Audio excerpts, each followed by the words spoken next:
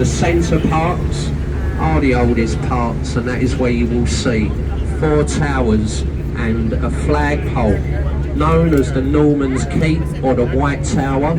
It dates back to 1078. Been many things in its time, including a royal mint, a royal zoo, a royal observatory, a royal fortress, and a place of execution. Look to the embankment wall in front of the tower. You can see the bricked up archway with a writing above it, entry to the Traitor's Gate.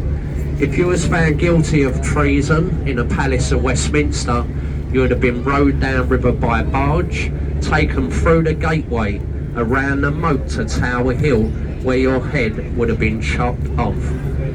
That was known as London's first one-way street.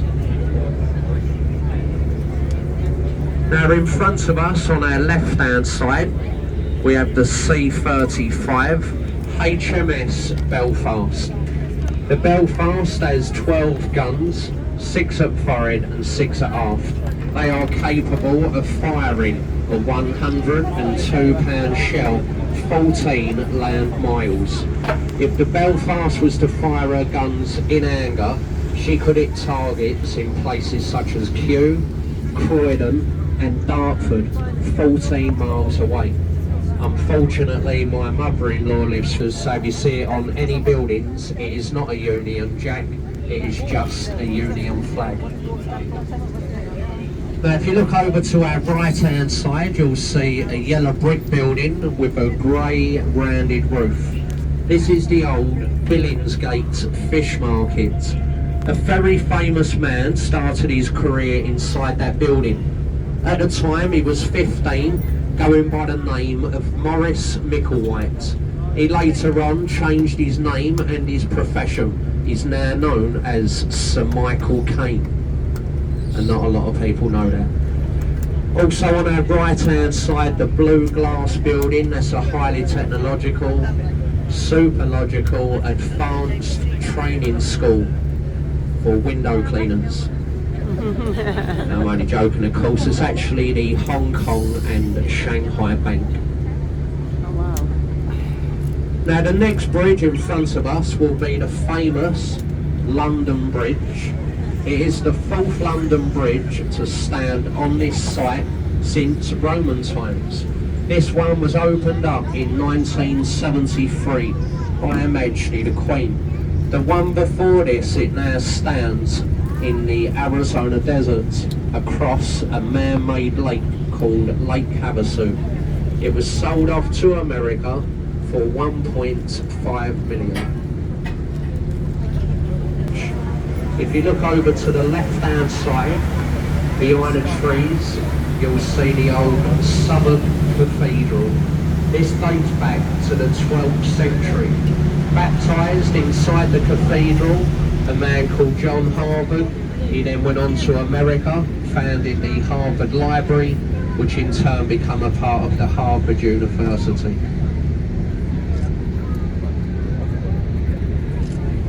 Those glass windows, they've just opened a new sauna. Now they thought they was being clever, putting it beneath the bridge, forgetting boats like us are passing through every 5 minutes. Now most days we see semi-naked people inside those boxes, and believe me, some days are better than others. Sometimes you really wish you hadn't even looked.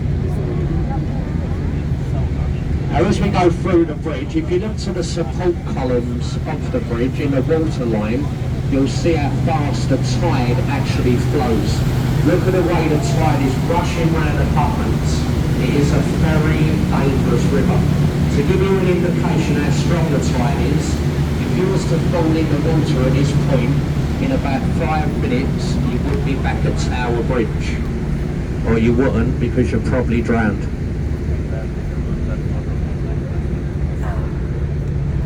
Now the next bridge in front of us is the Southwark Road Bridge, opened in 1921.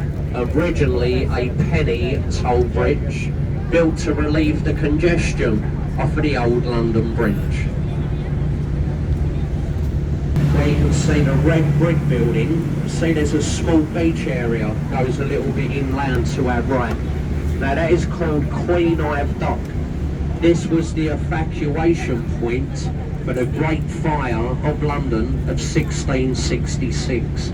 That's where all the people was boarding the rowing boats to escape the city. Now if you look over to the left hand side, the white circular building with the brown thatched roof, the New Globe Theatre, a replica of Shakespeare's old Globe, opened up by Her Majesty the Queen with a seating of 1,600 people. You can go over there today, watch an old Shakespearean play being reenacted.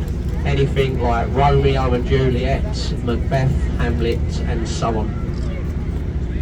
Now the bridge we're about to go beneath is the Millennium Footbridge, otherwise known as the Blade of Light. Now if you look quickly, ladies and gents, on the right hand side, look where this bridge goes between the two buildings. You're going to get a quick glimpse of Sir Christopher Wren's masterpiece, St Paul's Cathedral. It does stand at 365 feet tall, that being 1 foot for each day of the year. It has the second largest unsupported cathedral dome in Europe, and it took 35 years to build, completed in 1710. Three bridges. The first one is the Blackfriars Railway Bridge. Now about 6 years ago they built a new railway station. It now runs the entire length of the bridge. You can enter and exit the station from either side of the river. Now also if you look up to the roof of the station, there's all solar panels up there. There's over 4,400 solar panels. They do say that on a good day it can generate up to 70% of the platform's energy. As we go beneath the bridge, if you take a look either side of the boat, you'll very shortly see 8 red support columns.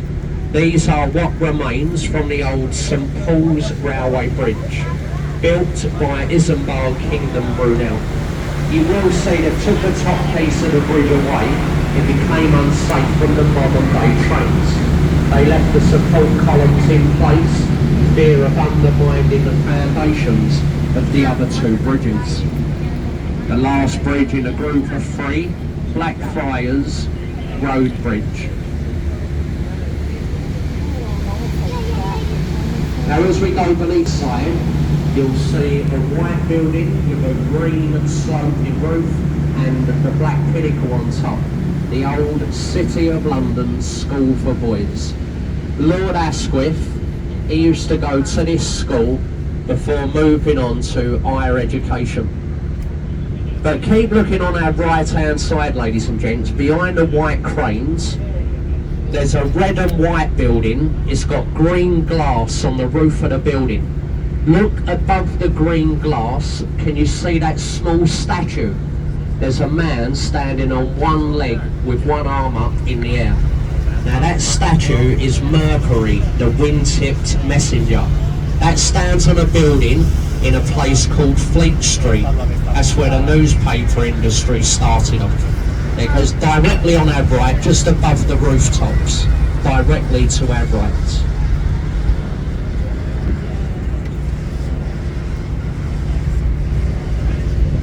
The red brick building with the OXO tower.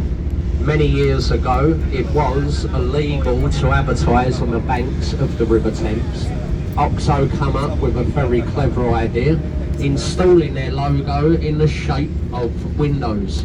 Of a night when they turn their lights on, the word OXO shines out red over most of London.